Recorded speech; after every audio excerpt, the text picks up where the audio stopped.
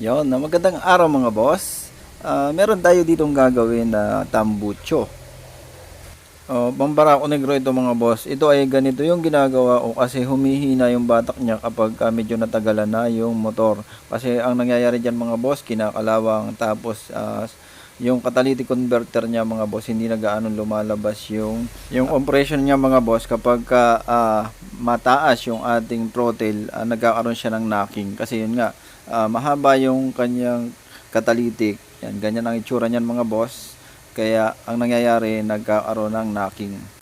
Yun ay during ano lang mga boss, high RPM. Pero kapag mga kalahati na yung ating throttle, hindi naman siya nagkakaroon ng knocking. So ganito lang yung ginagawa natin, bubutasin natin mga boss. Gawa ng yun nga, kulang siya sa labas ng hangin. Yun, sa mga ganitong pambarako negro mga boss, basta kulay itim na tambucho, yun yung ginagawa natin kapag medyo natatagalan na kasi kalimitan naman talaga nagkakaroon niya ng carbon build-up. So, yun ang nangyayari mga boss. Kaya nagkakaroon kapag gusto nating humataw, makikinig natin yung knocking ng makina. Nagkakaroon siya ng parang fuel knock. Gawa ng hindi niya mailabas yung nasusunog niya na gasolina kasi kulang yung lalabasan. Kasi ganito ang itsura niyan mga boss. Yan yung catalytic. Kapag sobrang init na mga boss, bumabaga na yan eh. Yun, doon hindi makalabas yung compression natin. Kaya bumabalik doon sa ating parte sa combustion chamber. So, sa mga pantay na biyahe mga boss, hindi nyo mapapansin yan. Pero pag mga ahon, nawawala yung batak mga boss. Yun yung dahilan. Bakit? Humihina yung batak, pero okay naman lahat. Kaya yun, meron na tayong forma rito. 4 lang muna, 5 hanggang gitna. Pero mas maganda, mas marami. Yung iba naman tinatanggal. So, sa akin mga boss, hindi ako nagtatanggal niya kasi nagkakaroon siya ng afterburn or backfire kapag tinanggal natin yung catalytic. Iba na kasi ang design ng divider nito kumpara dun sa mga Yutaka pipe. Tulad nito mga boss, puro kalawang na siya. Nung naputol natin, tinaktak, ang dami ng kalawang. So, yung dinadaanan mga boss na butas, medyo lumiliit talaga yon. Kaya nagkakaroon siya ng parang nasasakal. Mas maganda pa rin may natitira na catalytic.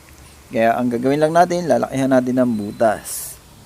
Dito sa pinakang arrestor mga boss, wala na tayong babaguhin dito. Basta ito, wala tayong gagalawin. Doon lang tayo sa catalytic, bubutas tayo ng mga, basta damihan na natin. Kalimitan kasi 5 lang yung ginagawa ko, pero subukan ko rito mas marami.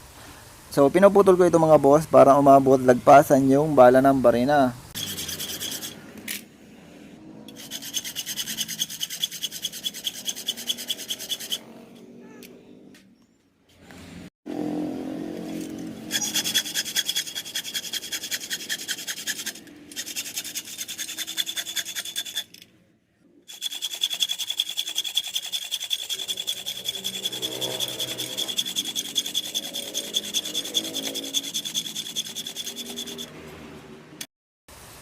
Ayun, ang purpose nga nito mga boss, kaya pinutulan natin ng kaunti ay para lumagpas yung talim ng barena. Kasi walang mahabang talim ng barena mga boss, kaya yan, ito lang yung paraan ko para mabutas natin ang lagpasan. Yan, ang purpose kasi mga boss niya nung catalytic converter, pampababa siya ng emission. Kaya lang, kapag tumagal ng mga boss, nagkakaroon na siya ng side effect sa batak ng makina. Kasi hindi na nga makalabas yung compression mga boss, yung combustion. Hindi na niya mailabas lahat.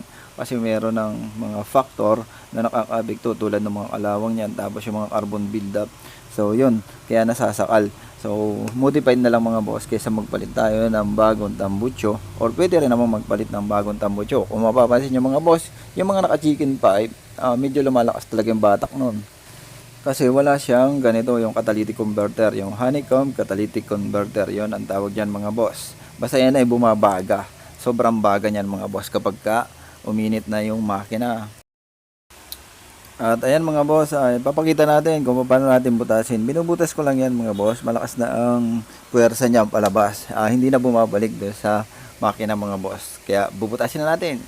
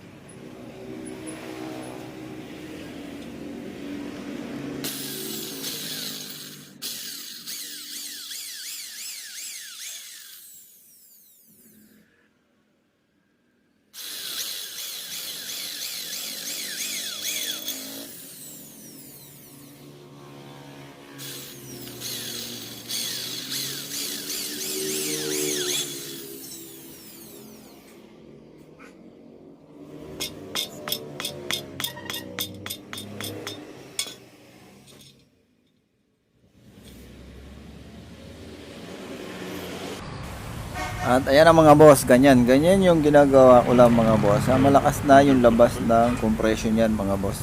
Yung hangin. At hindi na siya pigil. Kapag nag full throttle ka mga boss, mabilis yung takbo. Hindi mo na mararamdaman na nagkakaroon ng knocking yung makina. So ganito lang yung mga boss.